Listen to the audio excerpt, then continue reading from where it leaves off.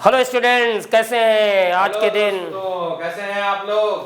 बहुत बढ़िया लग रहा है। आज आप लोगों का जो पेपर का माहौल सुन रहे हैं, सुन करके ये अच्छा लग रहा है कि तीनों पेपर बहुत ही आसान, फर्स्ट शिफ्ट में भी आए, सेकंड शिफ्ट में भी हैं, और साइलेंसर मैथ तो इस बार हमको लग रहा है बिल्कुल हलवा पेपर बना दिया है। बहुत ही सरल पेपर बनाया है। इतना सरल पेपर इससे पहले कभी नहीं आया है। और इस बार जिस बच्चे ने 15-16 क्वेश्चन से ऊपर कर लिए तो उसके 99% जो पहले बार का जो फूबिया था पिछले साल का, हमको लग रहा है मैथ का फूबिया दूर हो गया बच्चों के इस बार।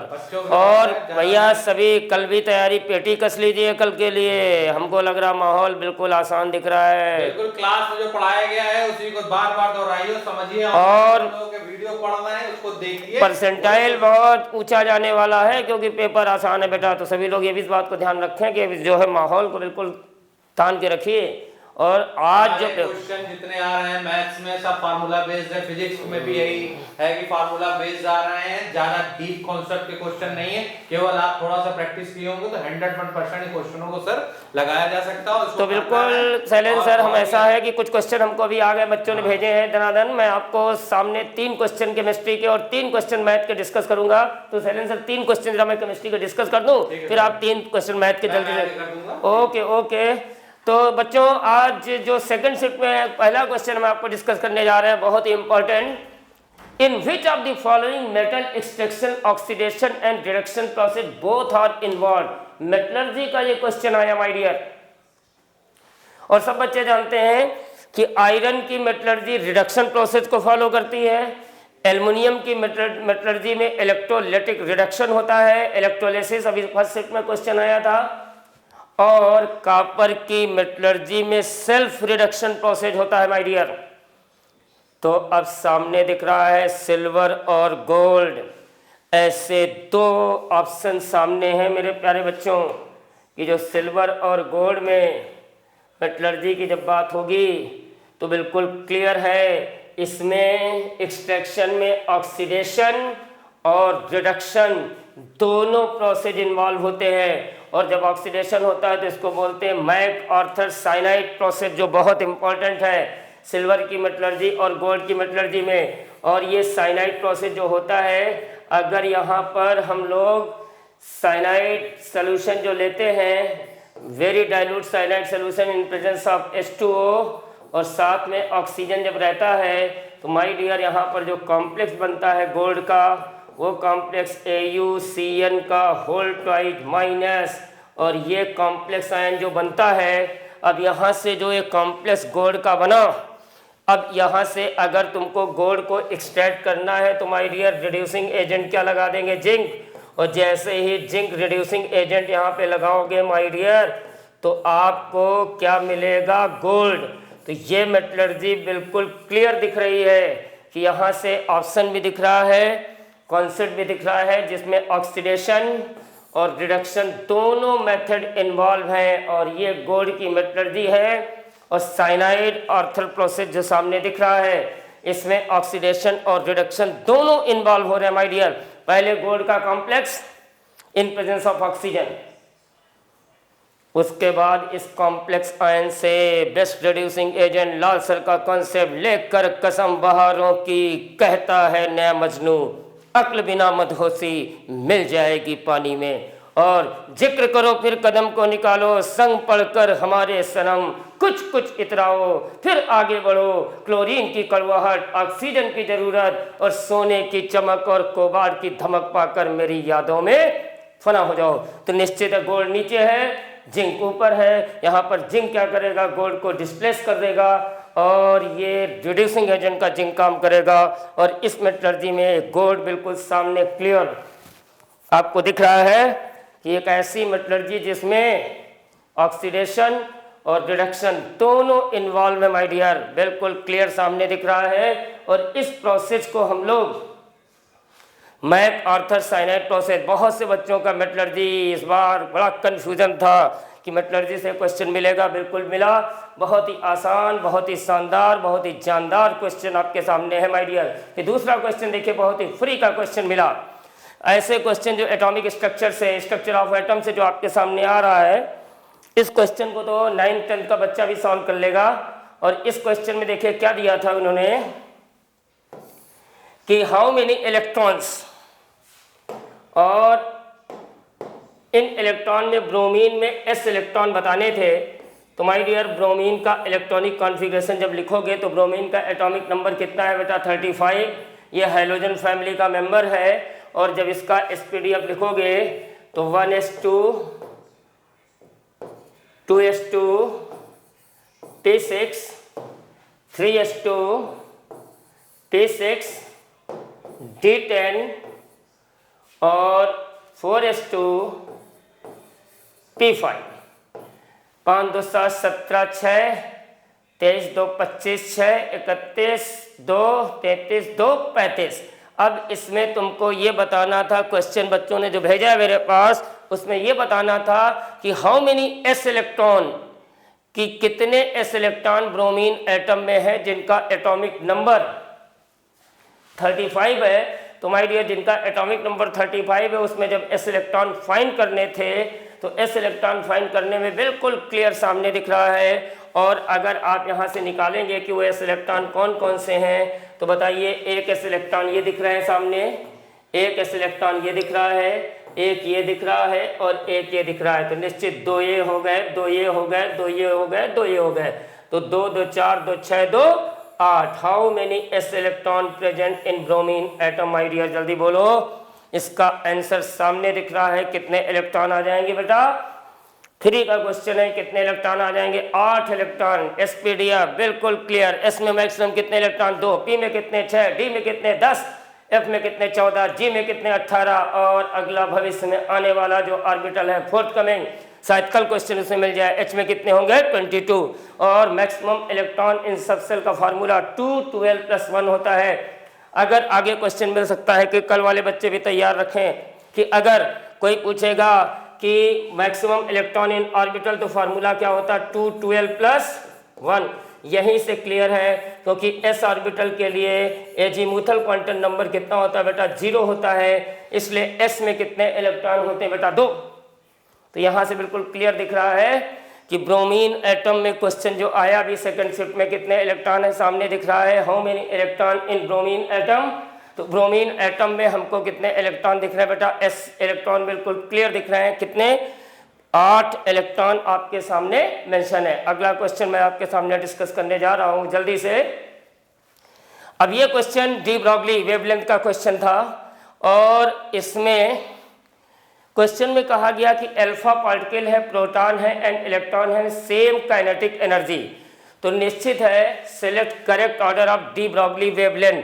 तो माय डियर आइंस्टीन और डी ब्रॉगली के बीच एक बिल्कुल एग्रीमेंट था और वहां से डी ब्रॉगली वेवलेंथ का फार्मूला होता है λ = h/mv। और अगर यहाँ से हम काइनेटिक एनर्जी की बात करेंगे, सेम काइनेटिक एनर्जी, तो निश्चित है आप बच्चे जानते हो काइनेटिक एनर्जी का फार्मूला क्या होता है 12mv²।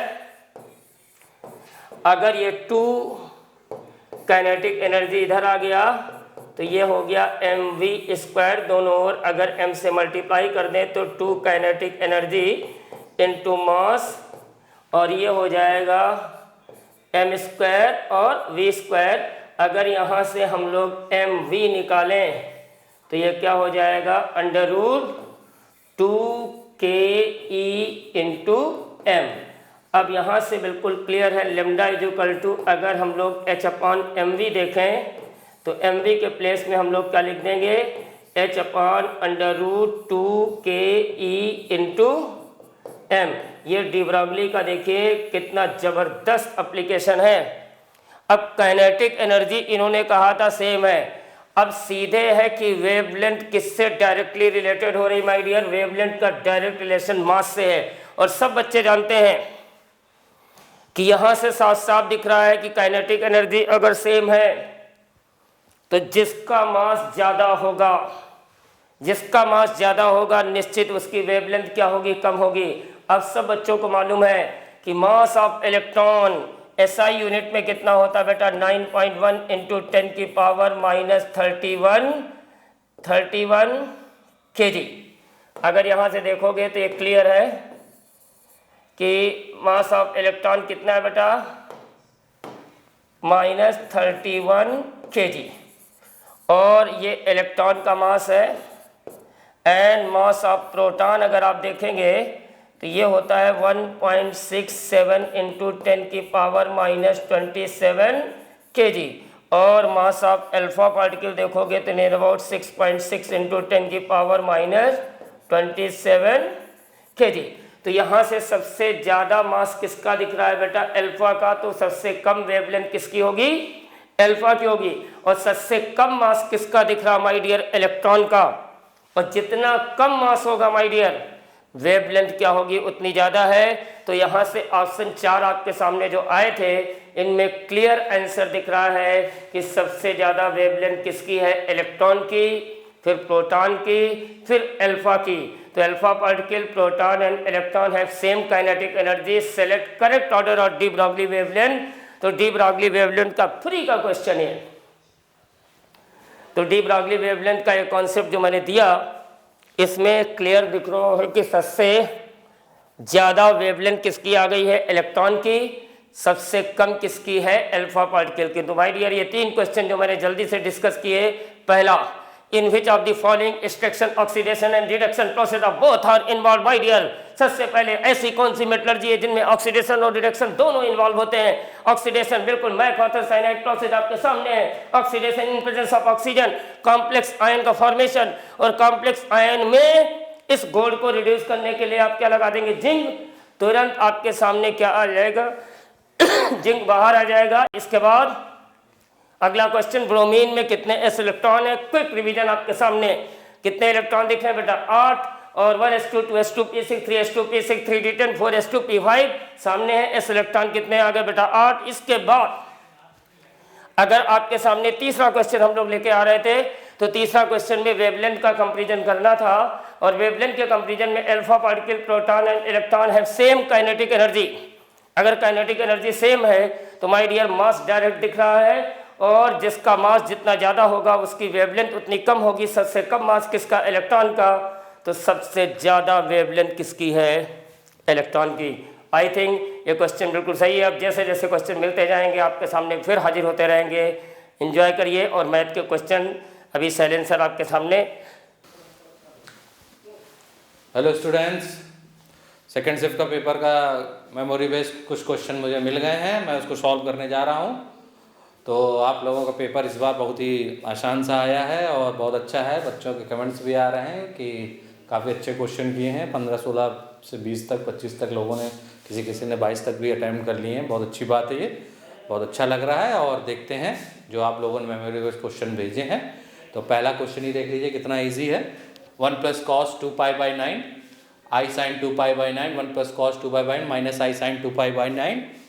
तो इसको क्या करना है? इसको सॉल्व करना है। पावर 3 दे रखा है तो हम क्या करते हैं कि पहले वही cos 2π और यहाँ पर cos sin 2θ वाला फार्मूला यूज़ कर लेते हैं। तो 1 + cos 2π है तो फार्मूला यूज़ करेंगे तो क्या हो जाएगा इसका?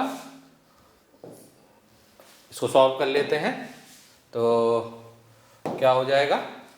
देखिए 1 + cos 2π है तो 1 + 2 cos स्क्वायर 2π/9 - 1। यहाँ पर भी प्लस i 2 sin θ लगा देते हैं। 2 sin, तो i sin 2π/9 है तो उसको 2π/9 लिख देते हैं। तो क्या हो जाएगा? 2 sin π/9 cos π/9 अपॉन, और cos स्क्वायर है, इसको ध्यान रखिए, cos स्क्वायर है तो ये cos स्क्वायर पाई होगा। ठीक है, तो हम लोग इसको cos स्क्वायर पाई की तरह लिख देते हैं, π/9। ये 1 से 1 कैंसिल हो जाएगा। तो और नीचे क्या हो जाएगा?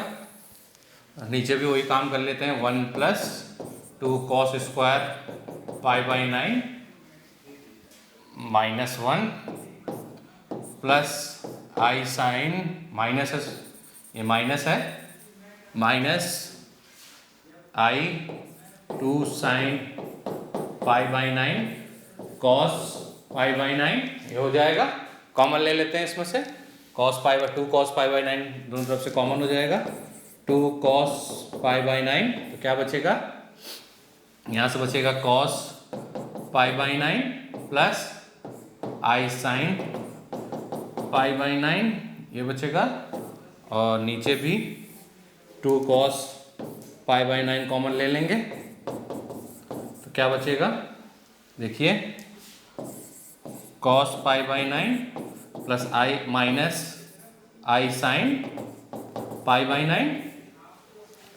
तो आप लोग जानते ही हैं कि e की पावर आई थीटा क्या होता है, cos theta plus i sine theta. उसी प्रकार e की पावर माइनस आई थीटा क्या हो जाएगा, cos थीटा माइनस आई साइन थीटा। इसका यूज़ कर लेंगे, ये इससे कैंसिल हो जाएगा। यहाँ पर ये बन जाएगा आपका क्या,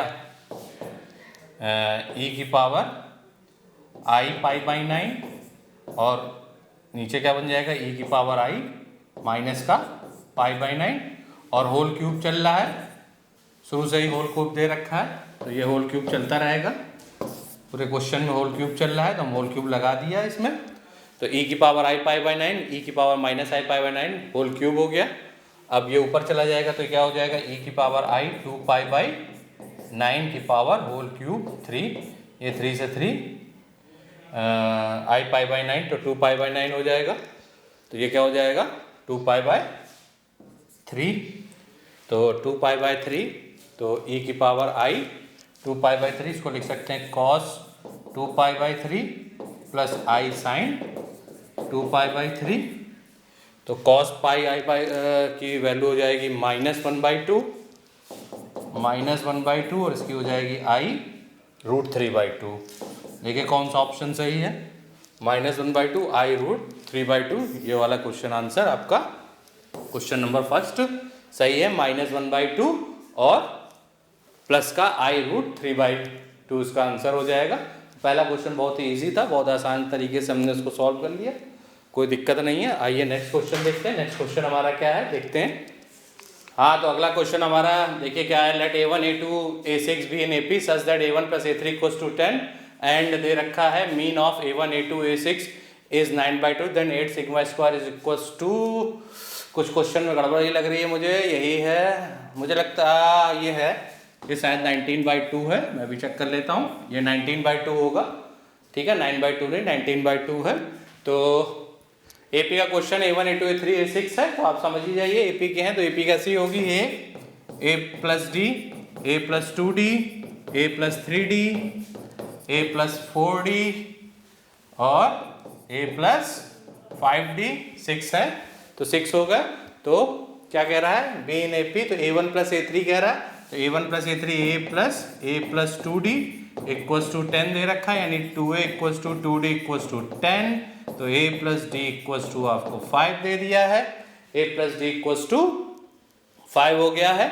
और क्या कह रहा है कि a1 a2 का मीन a6 तक 19/2 है, तो मीन निकाल लेते हैं, यानी कि 6a है तो ये 6a हो जाएगा, और d को अगर जोड़ेंगे तो करीब 15d हो जाएगा, तो 15d/6 मीन दे रखा है 19/2, तो 2 3 हो जाएगा ये, और यहाँ से आ जाएगा आपका 6a + 15d 19 × 3, यहाँ से भी 3 कॉमन ले लेंगे तो हो जाएगा 2a + 5d = 19। एक इक्वेशन दे रखी, इसमें भी 2a का मल्टीप्लाई कर दीजिए। सेकेंड ये क्वेश्चन नंबर 1 मान लीजिए, तो 2a + 2d = 10, minus minus minus subtract हो गया, तो 3d = आ गया आपका 29। तो ये 2d सॉरी ये माइनस है, तो ये हो जाएगा आपका 9, ये 9 हो जाएगा आपका, तो d की वैल्यू आपकी आ गई 3, d 3 हो गया, यानी a आपका कितना है, अगर d 3 हो गया तो a कितना हो जाएगा, a + d = 5 है, तो a हो जाएगा आपका 2। तो सीरीज आपकी क्या हो जाएगी, तो जो सीरीज आपकी हो जाएगी वो क्या हो जाएगी, सीरीज देख लीजिए 2 5 2 5 और 8 11 14 एंड 17, ये सीरीज हो जाएगी 2 5 8 11 14 एंड सीरीज। अब आपसे क्या पूछ रहा है, सिग्मा स्क्वायर पूछ रहा है, तो सिग्मा स्क्वायर आप जानते ही हो क्या होता है, वेरिएंस होता है, तो वेरिएंस का फार्मूला आप लोग जानते ही हो क्या होता है, sigma square equals to summation I equals to 1 से लेकर n एक्स आई का whole square by n minus X bar का मीन का टोटल का होल स्क्वायर कर देंगे। टोटल का जैसे होल स्क्वायर करेंगे तो इसका एक सभी का हम लोग होल स्क्वायर कर देंगे तो होल स्क्वायर कितना आ जाएगा 2 का स्क्वायर 4, 2 का स्क्वायर 4 प्लस 25 प्लस 64 प्लस 11 का हो जाएगा 121 प्लस 14 का स्क्वायर प्लस 17 का स्क्वायर और ये मीन तो आपको दे रखा है 19/2 का होल स्क्वायर और n की वैल्यू आपको पता ही है, n की वैल्यू 6 है। तो टोटल आपका क्या हो जाएगा, इसको आप जब सॉल्व करेंगे तो करीब ये आ जाएगा 105/4 इसको सिग्मा स्क्वायर की वैल्यू और 8 टाइम्स है तो सिग्मा स्क्वायर का 8 टाइम्स कर देंगे तो 1/5 इंटू 8 तो ये करीब आपका 210। तो इसका आंसर कितना हो जाएगा 210 इसका आंसर आ जाएगा। तो ये सिग्मा स्क्वायर वेरिएंस का फार्मूला लगा के आप इसको सॉल्व कर सकते हैं। बहुत ही आसान सा क्वेश्चन आया था, बड़ी आसानी से आप इसे सॉल्व कर सकते हैं। थैंक यू, धन्यवाद। देख